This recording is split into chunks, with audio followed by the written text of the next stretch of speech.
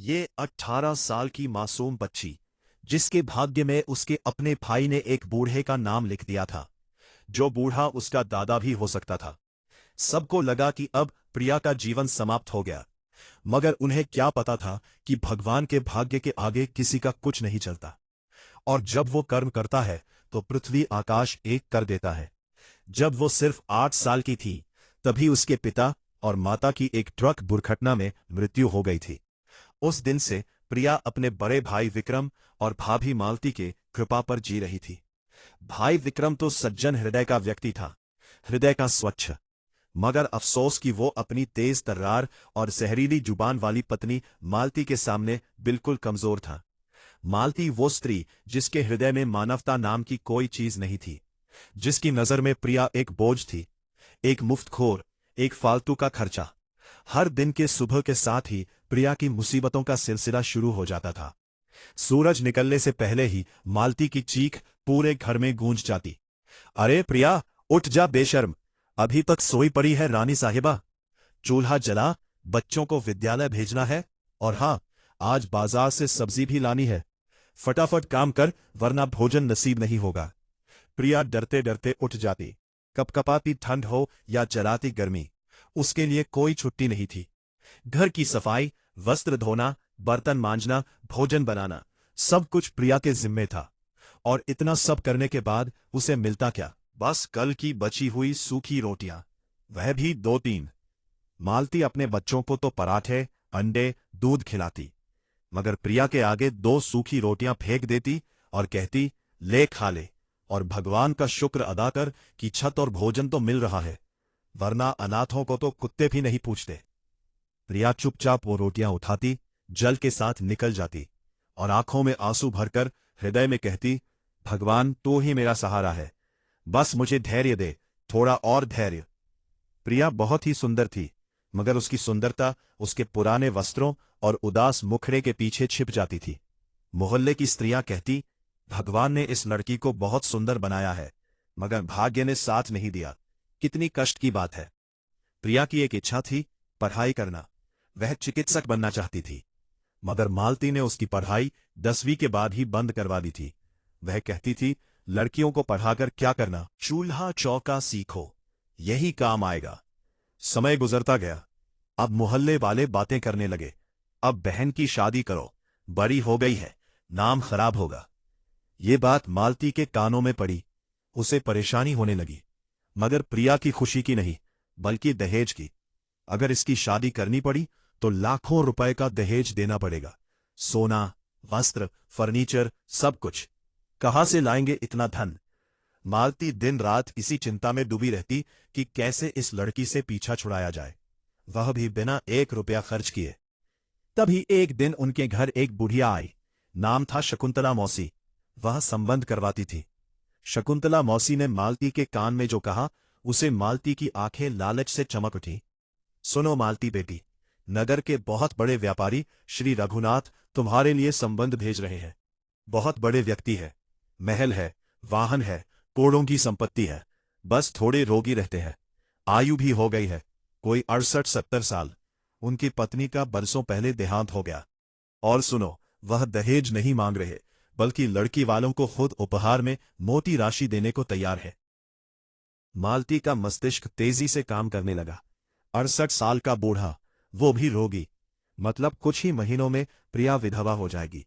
लेकिन उपहार की मोटी राशि तो हाथ आ ही जाएगी। मौसी, अगर इतने बूढ़े हैं तो कितने दिन जिएंगे?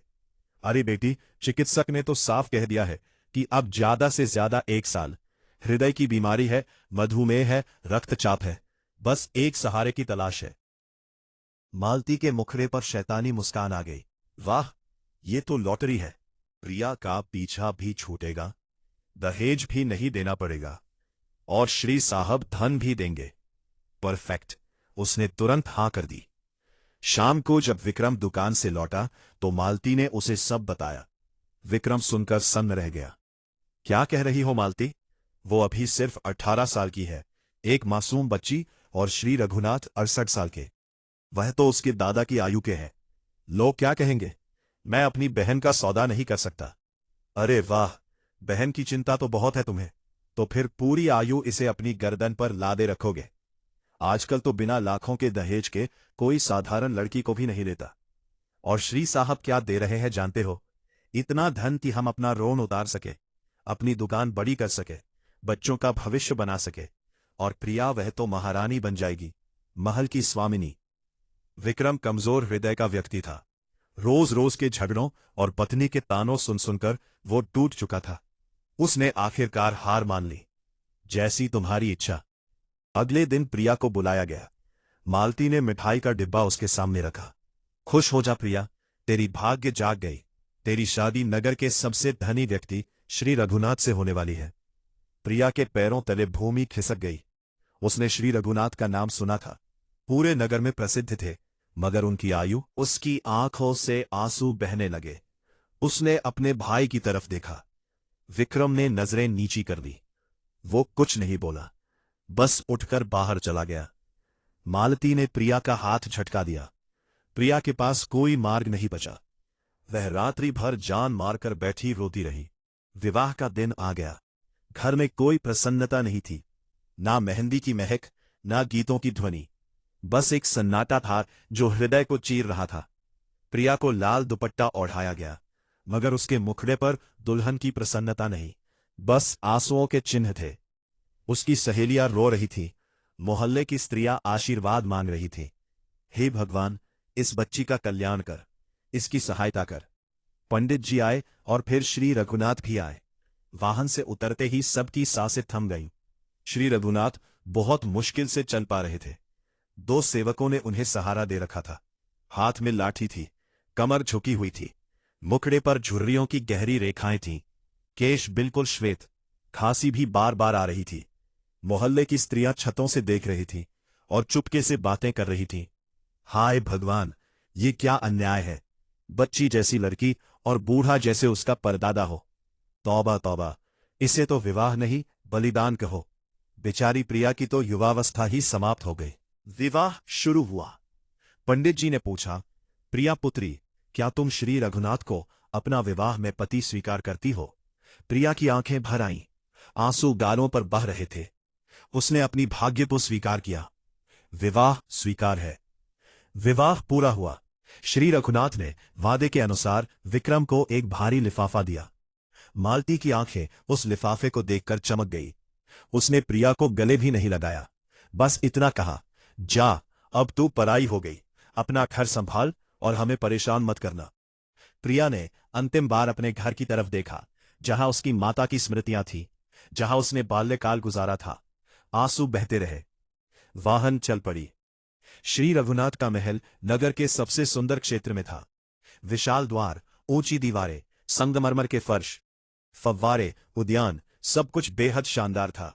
मगर सारी शान शौकत में भी एक अजीब सी खामोशी थी, एक सुनापन था। सेवक चाकर तो थे, मगर कोई अपना नहीं था। श्री रघुनाथ को उनके कक्ष तक ले जाया गया। प्रिया भी घबराते घबराते पीछे पीछे गई। कक्ष बेहद बड़ा था, मगर वायु में औषधियों की तीखी गंध थी। चारों तरफ गोलियों के डिब्बे, इंजेक्शन, शरबत की शीशियां पड़ी थी। श्री रघुनाथ शैया पर लेट गए, जोर जोर से खांसने लगे। उनकी सांस फूल रही थी। प्रिया डर गई, मगर फिर उसे ख्याल आया कि अब यही उसकी जिम्मेदारी है। उसने फौरन जल का गिलास भरा और उनके पास गई। श्री साहब, जल पी लीजिए। श्री रघुनाथ ने कांपते हाथ भाई ओं से जल का गिलास लिया, पिया। फिर प्रिया की तरफ देखा। उनकी आंखों में कोई बुरी इरादा नहीं था, बस एक गहरी उदासी थी, एक लज्जा थी। उन्होंने बड़ी मुश्किल से बोलना शुरू किया, मुझे क्षमा करना। मैं जानता हूं ये तुम्हारे साथ बहुत बड़ा अन्याय है। तुम्हारी जगह किसी महाविद्यालय में होनी चाहिए थी, किसी युवा युवक के साथ होनी चाहिए थी। मैं बहुत असहाय था बेटी। देखो मेरे पास सब कुछ है, ये बड़ा महल, संपत्ति, सेवक चाकर, मगर कोई अपना नहीं। मेरी पत्नी बरसों पहले गुजर गई, संतान नहीं हुई। संबंधी है तो सही, मगर सब मेरी संपत्ति के पीछे है। कोई मुझसे प्रेम नहीं करता। मैं अकेला हूं बेटी, बहुत अकेला। और अब मृत्यु भी निकट है। चिकित्सक ने साफ कह दिया है। मुझे बस किसी का साथ चाहिए था, किसी का हाथ चाहिए था अंतिम सांसों में। मैं तुम्हें पति का अधिकार शायद नहीं दे पाऊंगा, मगर बेटी तुम्हें किसी चीज की कमी नहीं होने दूंगा। और मैंने तुमसे विवाह इसलिए किया ताकि धर्म के अनुसार तुम्हें अपनी वारिस बना सकूं। प्रिया का हृदय पिघल गया, उसकी आंखों में आंसू आ गए। उसे समझ आ गया कि यह बूढ़ा व्यक्ति भी तो बेसहारा है, अकेला है, डर रहा है। उसने अपना घूंघट ठीक किया और धीरे से कहा, श्री साहब, अब आप मेरे संरक्षक हैं, मेरे पति हैं। आपकी सेवा करना मेरा कर्तव्य है। आप चिंता मत कीजिए, मैं आपकी अंतिम सांस तक आपकी देखभाल करूंगी। भगवान ने मुझे यहां भेजा है तो कोई उद्देश्य होगा। श्री रघुनाथ की आंखों में आंसू आ गए। भगवान तुम्हें प्रसन्न रखे बेटी, तुम देवी हो, सच्ची देवी। और उस दिन से प्रिया की एक अलग जीवन शुरू हुई। वो प्रातः तड़के उठती, पूजा करती, फिर श्री साहब के लिए हल्की चाय बनाती, उन्हें उठाती, शुद्धि करवाती, उनकी सहायता से पूजा पढ़वाती, फिर उनको नहलाती, वस्त्र पहनाती, समय पर औषधि देती। श्री साहब को चलने में बहुत कष्ट था, प्रिया उनका सहारा बनती। जब वो उद्यान में जाना चाहते, प्रिया उन्हें संभाल कर ले जाती। भोजन भी प्रिया अपने हाथों से बनाती, बिल्कुल नरम, ऐसा जो श्री साहब आसानी से खा सके। रात्रि को जब श्री साहब को खांसी आती, प्रिया उनका सिर थपकती, दवाई पिलाती। श्री साहब का जीवन अब प्रिया के कंधे पर था। धीरे धीरे दिन बीतते गए, उनके बीच एक अपार विश्वास का बंधन बन गया। प्रिया ने अपनी सेवा, समर्पण और प्रेम से श्री साहब के जीवन में एक नई रोशनी भर दी। सी आती और नींद नहीं आती तो प्रिया उनके सिरहाने बैठ जाती, उनके पैर दबाती, वेदों की मंत्र पढ़ती, दम करती। महल के सेवक हैरान थे। उन्होंने श्री साहब के संबंधियों को देखा था, कैसे वो सिर्फ धन की बातें करते थे, कभी हालचाल नहीं पूछते थे। मगर ये 18 साल की लड़की जो इस महल की स्वामिनी बन सकती थी, वो एक सेविका से भी ज्यादा मेहनत कर रही थी। और सबसे बड़ी बात, उसने कभी कुछ नहीं मांगा, ना नए वस्त्र, ना आभूषण, ना कोई उपहार। एक दिन महल का बूढ़ा माली रामचंद्र चाचा ने प्रिया से कहा, बेटी तू सच में देवी है, मैंने अपने जीवन में ऐसी लड़की नहीं देखी। तुझे तो सोने के आभूषण पहनने चाहिए। रामचंद्र चाचा, ये सब तो संसार की चीजें हैं। श्री साहब ने मुझे सम्मान दिया, छत्र दिया। धीरे धीरे प्रिया की सेवा और प्रार्थनाओं से श्री साहब के स्वास्थ्य में थोड़ा सुधार आने लगा। उनके मुखड़े पर थोड़ी चमक आई। वो अक्सर कहते, प्रिया बेटी, तुमने मेरी जीवन में प्रकाश भर दी। तुम मेरे लिए पुत्री हो, मेरी नेक पुत्री। उधर मालती को जब पता चला कि श्री साहब अभी मरे नहीं है और प्रिया वहां आराम से रह रही है, तो उसकी ईर्ष्या शुरू हो गई। वो दिन रात सोचती रहती, अरे वाह, बूढ़ा अभी तक जीवित है और प्रिया तो वहां महारानी बनी बैठी होगी, हीरे के आभूषण पहनती होगी, महंगी साड़ियां, सेवक चाकर उसके इशारों पर चलते होंगे। एक दिन मालती ने विक्रम से कहा, जी चलो एक बार महल देख आते हैं, प्रिया से मिल लेते हैं और श्री साहब से भी तो मिलना चाहिए। विक्रम को भी अपनी बहन से मिलने का मन था। वो दोनों एक दिन महल पहुंचे। जब उन्होंने वो विशाल द्वार देखे, संगमरमर के फर्श देखे, फव्वारे देखे, तो मालती की आंखों में लालच की चमक आ गई। वाह, कितनी शानदार महल है, मैं तो कह रही थी प्रिया की भाग्य खुल गई। अंदर जाकर जो दृश्य उन्होंने देखा, उससे वो दोनों हैरान रह गए। प्रिया साधारण से सूती वस्त्रों में थी, ना कोई आभूषण, ना कोई सजावट, केश भी साधारण से बंधे हुए, और वो श्री साहब के पैर दबा रही थी। उसका मुखड़ा थका हुआ लग रहा था। मालती के मुंह से निकल गया, अरे प्रिया, यह क्या अवस्था है तेरा? हमने तो सोचा था तू यहां रानी बनी बैठी होगी, मालकिन बनी होगी, मगर तू तो यहां भी सेविका बनकर बैठी है। अपना तो कुछ ख्याल नहीं। श्री साहब, आप इसे कुछ नहीं देते क्या? भाभी, ये मेरा घर है और ये मेरे पति हैं, इनकी सेवा करना मेरी स्वर्ग है। मुझे आभूषणों वस्त्रों से क्या लेना देना? श्री रघुनाथ ने मालती की बात सुन ली। उन्हें बहुत बुरा लगा। उन्होंने भांप लिया कि यह स्त्री कितनी लालची और निर्दयी है। विक्रम बेटे, तुमने अपनी बहन को मुझ जैसे बूढ़े के हवाले कर दिया, मगर भगवान की शपथ, इस बच्ची ने मेरी ऐसी सेवा की है कि मैं उसका कर्जदार हूं। ये मेरी पुत्री है, मेरी सच्ची पुत्री। मालती ने तुरंत स्वर बदला, अरे श्री साहब, हमने तो प्रिया को बहुत प्रेम से पाला है, अब वो आपके घर की बहू है, हमें तो बस यही आशीर्वाद है कि वो हमेशा प्रसन्न रहे। श्री साहब चुप रहे। वो सब समझ गए थे। थोड़ी देर बाद मालती और विक्रम चले गए। समय बीतता गया, महीने वर्ष में बदल गए। चिकित्सक ने 1 साल कहा था, मगर प्रिया की प्रेम, सेवा और प्रार्थनाओं ने श्री साहब को पूरे 2 साल और दे दिए। इन 2 सालों में श्री साहब और प्रिया के बीच एक अनोखा संबंध बन गया था। ये विवाह का संबंध नहीं था, ये एक पिता और पुत्री का संबंध था, एक बुजुर्ग और उसकी परवरिश करने वाली संतान का। श्री साहब अक्सर कहते, प्रिया बेटी, काश तुम सच में मेरी पुत्री होती, मेरी जीवन धन्य हो जाती। भगवान ने तुझे मेरी अंतिम सांसों में भेजा, तूने मेरे अकेलेपन को दूर किया।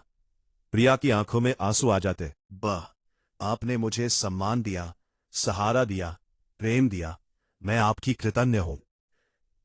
श्री साहब चुपचाप अपने कार्य करवाने लगे। उन्होंने अपने अधिवक्ता आनंद साहब को बुलाया, अपनी इच्छा तैयार करवाई। प्रिया को इस बारे में कुछ नहीं पता था। एक रात्रि अचानक श्री साहब की स्वास्थ्य बहुत ज्यादा बिगड़ गई। उन्हें सांस लेने में कष्ट होने लगी, छाती में तेज पीड़ा उठी, उनका मुखड़ा नीला पड़ने लगा। प्रिया घबरा गई। उसने तुरंत चिकित्सक को फोन किया, सेवकों को बुलाया। चिकित्सक आया, उसने परीक्षण किया और गहरी सांस लेते हुए सिर हिलाया। तैयार हो जाइए, अब बस कुछ ही घंटों की बात है। प्रिया का हृदय धड़क से रह गया, उसकी आंखों से आंसू बहने लगे। वो श्री साहब के पास दौड़ी, उनका हाथ पकड़कर बैठ गई। श्री साहब ने बड़ी मुश्किल से आंखें खोली। उन्होंने प्रिया का हाथ अपने कमजोर हाथ में लिया। प्रिया बेटी, मेरा समय आ गया। मैं जा रहा हूं। मैंने तुझे कोई प्रसन्नता नहीं दी, बस सेवा करवाई। तेरी पढ़ाई छूट गई। मैंने तुझे अपनी पुत्री माना है, तू मेरी प्राण है, मेरी पुत्री। आप स्वस्थ हो जाएंगे। मैं प्रार्थना करूंगी, बहुत प्रार्थना करूंगी। नहीं बेटी, अब मेरा यात्रा समाप्त हो रहा है, मगर सुन, सब तेरे नाम कर दिया है। ये महल, सब कुछ अब तेरा है। तू और एक वचन कर मुझसे, तू अपनी पढ़ाई पूरी करना, चिकित्सक बनना, अपने स्वप्न पूरे करना मेरी खातिर। वचन श्री साहब, वचन। ओम नमः शिवाय। और फिर उनकी सांसें थम गई, हाथ नीचे गिर गया। श्री साहब की पूरी महल में कोहराम मच गया। सेवक चाकर दौड़े आए, सब रो रहे थे। समाचार फैलते ही श्री साहब के दूर दूर के संबंधी, जो कभी मिलने नहीं आए थे, अब गिद्धों की तरह महल में जमा होने लगे। हर किसी की निगाह संपत्ति पर थी। भतीजा श्याम, भांजा विजय, चचेरे ममेरे सब आ गए और मालती विक्रम भी दौड़े आए। मालती के मुखड़े पर एक छिपी हुई प्रसन्नता थी, जिसे वह झूठे आंसुओं के पीछे छिपा रही थी। चलो, अब तो बूढ़ा मर गया, अब देखते हैं कितना धन मिलता है। प्रिया से तो मिलेगा ही कुछ ना कुछ। अंतिम संस्कार का इंतजाम हुआ, श्मशान में दफनाया गया। नगर भर के लोग आए। श्री साहब बहुत सम्मानित व्यक्ति थे। 3 दिन बाद अधिवक्ता आनंद साहब महल आए। उन्होंने सभी संबंधियों को बड़े कक्ष में बुलाया। वहां श्याम, विजय और दूसरे संबंधी बैठे थे, मालती और विक्रम भी। सबकी निगाहें अधिवक्ता की फाइल पर टिकी थी। श्याम बोला, अधिवक्ता साहब, जल्दी पढ़िए इच्छा, हम सब बहुत प्रतीक्षा कर रहे हैं। आखिर हम श्री साहब के असली वंश वाले हैं। मालती मन में सोच रही थी, प्रिया पत्नी थी, जरूर कुछ ना कुछ उसके नाम होगा, और वह तो अभी बच्ची है, हम उसे मना लेंगे। अधिवक्ता आनंद साहब ने अपना चश्मा ठीक किया और गंभीर ध्वनि में बोलना शुरू किया। स्वर्गीय श्री रघुनाथ साहब ने अपनी पूरी चेतना में यह इच्छा पत्र लिखा है। यह कानूनी तौर पर पंजीकृत है, वीडियो रिकॉर्डिंग भी मौजूद है। इसमें कोई परिवर्तन नहीं किया जा सकता। सब चुप थे, सबकी सांसें अटकी हुई थी। अधिवक्ता साहब ने इच्छा पत्र पढ़नी शुरू की। मैं श्री रघुनाथ अपनी पूरी चेतना में यह इच्छा पत्र लिख रहा हूं। मैंने अपनी जीवन में बहुत संपत्ति अर्जित की है, बड़े बड़े महल बनाए, व्यापार किया, मगर सच्ची प्रसन्नता मुझे अंतिम 2 सालों में मिली। मेरे तमाम संबंधी जो आज यहां बैठे हैं, मैं जानता हूं आप मेरी लाश पर नहीं, मेरे धन पर आए हैं। जब मैं रोगी था, तड़प रहा था, अकेला था, तब आप में से किसी ने मेरा हाल नहीं पूछा, किसी ने मुझे एक गिलास जल भी नहीं पिलाया। आप सब बस मेरी मृत्यु का प्रतीक्षा कर रहे थे। इसलिए मैं अपने वंश के किसी भी व्यक्ति को अपनी संपत्ति से 1 रुपया भी नहीं दे रहा हूं। कक्ष में सन्नाटा छा गया। श्याम का मुंह खुला का खुला रह गया। विजय की आंखें फटी रह गईं। मालती की धड़कनें तेज हो गईं। अधिवक्ता साहब ने आगे बढ़ाया, मेरी जीवन के अंतिम 2 साल जिस व्यक्ति ने मेरी पुत्री बनकर, मेरी नर्स बनकर, मेरा साथी बनकर सेवा की, जिसने मेरे दर्द को अपना दर्द समझा, जिसने रात्रि रात्रि भर जागकर मेरी देखभाल की, जिसने अपनी यौवनावस्था, अपने स्वप्न, अपनी पढ़ाई सब कुछ छोड़कर मेरी परवाह की, और जिसने मुझसे कभी कुछ नहीं मांगा, आई वो है मेरी पत्नी है। लोग कहते हैं वो है मेरी पत्नी है, मगर मेरे लिए वो है मेरी पुत्री थी, मेरी प्राण थी, भगवान की भेजी हुई कृपा थी। इसलिए मैं अपनी पूरी चेतना में अपनी सारी संपत्ति, यह महल, नगर की 100 दुकानें, 3 कारखाने, खेत, प्लॉट और बैंक में जमा पूरा धन, हीरे, सब कुछ, हर एक चीज अपनी पत्नी के नाम करता हूं। आज से इस नगर की सबसे बड़ी स्वामिनी मेरी प्रिया है। और हाँ बेटी, तूने मुझसे वचन किया था अपनी पढ़ाई पूरी करना, चिकित्सक बनना, ये मेरी अंतिम इच्छा है। ये सुनते ही कक्ष में जैसे भूकंप आ गया। श्याम कुर्सी से उछल पड़ा। ये क्या मजाक है? ये इच्छा जाली है। इस लड़की ने इस बूढ़े को बहका दिया है। जरूर जादू टोना किया होगा। हम न्यायालय जाएंगे। विजय चिल्लाया। बाकी संबंधी भी शोर मचाने लगे। अधिवक्ता आनंद साहब ने सख्त ध्वनि में कहा, बिल्कुल चुप रहिए। ये इच्छापत्र पूरी तरह से कानूनी है, पंजीकृत है। श्री साहब की वीडियो रिकॉर्डिंग भी है, जिसमें वो खुद अपनी पूरी चेतना में अपनी इच्छा से ये सब बोल रहे हैं। 3 गवाहों के हस्ताक्षर है। न्यायालय में जाना है तो जाइए, मगर आपको 1 रुपया नहीं मिलेगा, क्योंकि ये श्री साहब की अंतिम इच्छा है। मालती का मुखड़ा एकदम पीला पड़ गया। विक्रम को विश्वास नहीं हो रहा था। वो प्रिया, जिसे वो एक बोझ समझते थे, जिसे बेच दिया था, वो एक पल में नगर की सबसे धनी स्त्री बन गई थी। अधिवक्ता साहब ने प्रिया की तरफ देखा, जो कोने में सिर झुकाए बैठी थी और चुपचाप रो रही थी। उसे संपत्ति की कोई प्रसन्नता नहीं थी। उसे तो बस अपने उस बुजुर्ग के जाने का दुख था, जिसने उसे पुत्री माना था। संबंधी हंगामा करते हुए, धमकियां देते हुए, गालियां देते हुए महल से बाहर चले गए। अब कक्ष में बचे थे सिर्फ मालती, विक्रम और अधिवक्ता साहब। मालती का रंग बदल गया। वो तुरंत प्रिया के पास दौड़ी, उसके पैरों में गिर पड़ी। प्रिया, मेरी बच्ची, मेरी प्राण, मेरी बहन, देख भगवान ने तुझे कितना कुछ दे दिया। तेरी भाग्य में बड़ा राजयोग लिखा है। मगर बेटी, अब तू अकेली इतना बड़ा व्यापार कैसे संभालेगी? इतना महल, इतनी दुकानें, इतनी जिम्मेदारी। तू तो अभी बच्ची है। चल हमारे साथ। मैं और तेरे भाईजान है ना, हम सब मिलकर संभाल लेंगे। ये हम सब एक परिवार की तरह रहेंगे। ये मैं तुझे अपनी पुत्री की तरह रखूंगी। विक्रम भी आगे बढ़ा। उसने हाथ जोड़ लिए। प्रिया, मुझसे बहुत बड़ी गलती हुई। मैंने तुझे तेरी इच्छा के बिना विवाह दिया, मगर देख भगवान ने सब ठीक कर दिया। अब तू क्षमा कर दे। मैं तेरा भाई हूं, तेरा अपना। प्रिया ने धीरे धीरे अपने पैर पीछे खींचे। उसने अपनी गीली आंखों से मालती की तरफ देखा। आज प्रिया की आंखों में वो डर नहीं था। आज उन आंखों में एक अजीब शक्ति थी, एक आत्मविश्वास था। उसने धीमी लेकिन मजबूत ध्वनि में कहा, भाभी, जब मुझे एक समय के भोजन की जरूरत थी, तब आपने मुझे ताने दिए, बासी रोटियां फेंक कर दी। जब मुझे प्रेम की जरूरत थी, सहारे की जरूरत थी, तब आपने मुझे 68 साल के बुजुर्ग को बेच दिया। चंद नोटों के लिए बेच दिया। मेरे स्वप्न छीन लिए, मेरी पढ़ाई बंद करवा दी। आपने तो मुझे अग्नि में ढकेला था, मगर यह तो मेरा भगवान था, जिसने उस अग्नि को मेरे लिए फूलों का उद्यान बना दिया, जिसने मेरी भाग्य लिख दी। मालती की आंखों से आंसू बहने लगे, मगर ये झूठे आंसू थे। प्रिया बेटी, क्षमा कर दे। गलती हो गई, मुझसे बहुत बड़ी भूल हो गई। भगवान के वास्ते क्षमा कर दे। प्रिया ने विक्रम की तरफ देखा। विक्रम लज्जा से सिर झुकाए खड़ा था। भाई, वो संबंध उसी दिन समाप्त हो गया था जिस दिन आपने अपनी 18 साल की मासूम बहन को बेच दिया था। जिस दिन आपने मेरे आंसू देखे और फिर भी अपना मुंह फेर लिया। विक्रम का सिर और नीचे झुक गया। उसके हृदय में पछतावा था, मगर अब बहुत देर हो चुकी थी। प्रिया ने आगे कहा, मुझे आपकी सहायता की जरूरत नहीं है। श्री साहब ने मेरे लिए सब कुछ ठीक ठाक छोड़ दिया है। अधिवक्ता साहब है, प्रबंधक है, जो सब संभाल लेंगे। और सबसे बड़ी बात, मुझ पर भगवान का हाथ है, वो मेरा रक्षक है। और हां, श्री साहब ने मुझसे वचन करवाया है कि मैं अपनी पढ़ाई पूरी करूंगी, चिकित्सक बनूंगी। मैं उनका वचन पूरा करूंगी। मालती ने एक अंतिम प्रयास किया। प्लीज, तू इतनी कठोर मत बन। हमने गलती की, मगर हम तेरे संबंधी हैं। भाभी, मैं आपसे प्रतिशोध नहीं ले रही, मैं सिर्फ अपनी रक्षा कर रही हूं। मुझे पता है अगर मैंने आपको दोबारा अपने जीवन में स्थान दिया तो आप फिर से मुझे नष्ट कर देंगे। इसलिए बेहतर यही है कि हम अलग अलग रहे। आप लोग जा सकते हैं प्लीज। ये कहकर प्रिया अपने कक्ष की तरफ चल दी। पीछे मुड़कर भी नहीं देखा। मालती वहीं बैठी रोती रही। विक्रम ने उसे उठाया।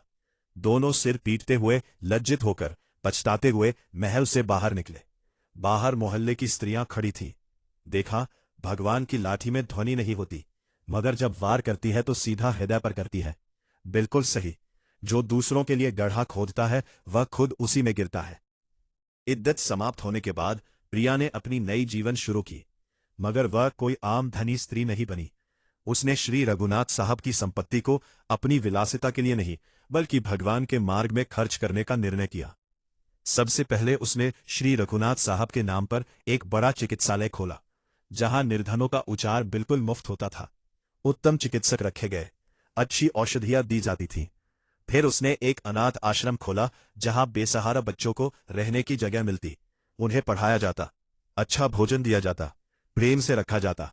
प्रिया खुद जाती और अनाथ बालिकाओं से मिलती, उन्हें गले लगाती, कहती, मैं भी तुम्हारी तरह अनाथ थी, मगर भगवान ने मेरी सुन ली।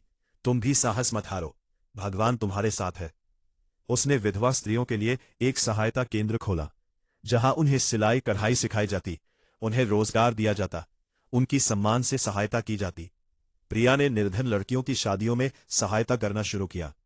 कियों के पास दहेज नहीं था, उनकी शादी वो अपने खर्चे से करवाती, ताकि किसी और प्रिया को वो स्थिति ना देखना पड़े जो उसने देखा था। नगर के लोग हैरान थे। इतनी धनी होकर भी प्रिया बिल्कुल सादगी से रहती थी।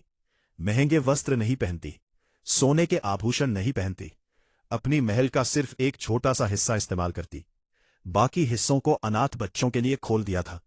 लोग अब उसे प्रिया देवी नहीं, बल्कि प्रिया दीदी कहकर पुकारते थे। हर कोई उसका आदर करता था, उसकी सम्मान करता था।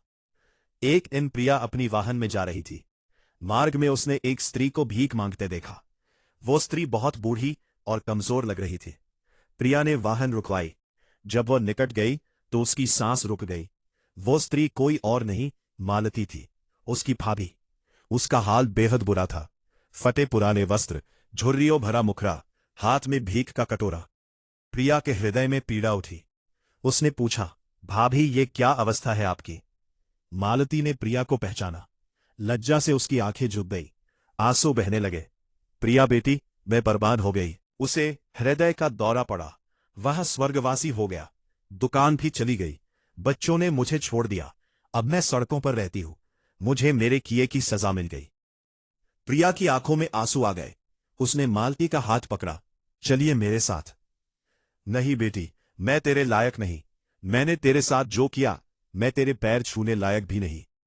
भाभी, भगवान क्षमा करने वाला है, और अगर भगवान क्षमा कर सकता है तो मैं कौन होती। चलिए, अब आप मेरे साथ रहेंगी। प्रिया ने मालती को अपनी महल में स्थान दिया। उसे भोजन दिया, वस्त्र दिए, सम्मान दिया। मालती रोज प्रिया के पैर पकड़ती और क्षमा मांगती। प्रिया हर बार उसे उठाती और कहती, जो बीत गया सो बीत गया, अब आगे देखिए। भगवान ने हम दोनों को एक नया अवसर दिया है। प्रिया कहा, बेटी, मैं अपनी बाकी जीवन तेरे अनाथ आश्रम में बच्चों की सेवा करना चाहती हूं। मुझे क्षमा का अवसर दे। और इस तरह मालती भी बदल गई। वो अनाथ बच्चों की देखभाल करने लगी। उन्हें वह प्रेम देने लगी जो उसने कभी प्रिया को नहीं दिया था। मेरे प्यारे दोस्तों, अगर आपको यह कहानी पसंद आई है तो कृपया हमारे चैनल दर्पण को सब्सक्राइब कर ले और इस कहानी को लाइक और शेयर करें। आप अपनी राय कमेंट बॉक्स में दे सकते हैं, जो हमारी प्रस्तुति को बेहतर करने में सहायक होगा।